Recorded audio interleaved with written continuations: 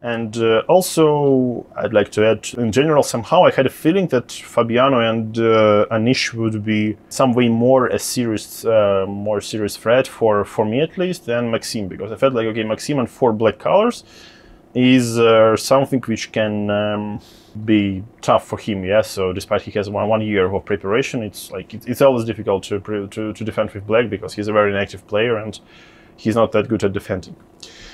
Yeah, and probably that's why I was trying to be more solid with Anish and Fabiano in the end. So once again, as I mentioned before, is the key is not losing. Yeah, so even half a point is a small step, but this is a step forward. Yeah, and this is also in some way taking half a point from your potential opponent.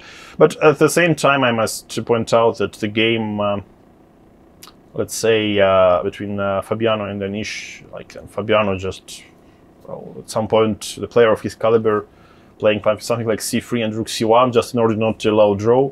And you just start making some weird moves, like not to let your opponent trade pieces, and then, okay, you end up in some poor position and you end up losing. Yeah, and this was like very familiar, but I mean, of course, I was like very, very stressed when I saw this. Okay, like Anish having only half a point less than me, and even okay. By the way, at some point, yeah, he technically was the leader of the tournament while my game with Van Hao was still on.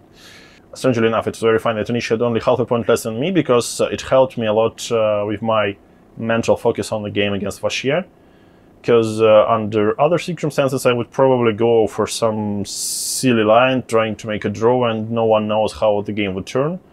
But here, well, actually, I wanted to win that game, and I little bit changed my course, and I saw that Sasha is really pressing against Anish. But basically, yeah, it only took me 6 rounds to make the whole thing, but yeah, indeed, it was like a very, very stressful week for me.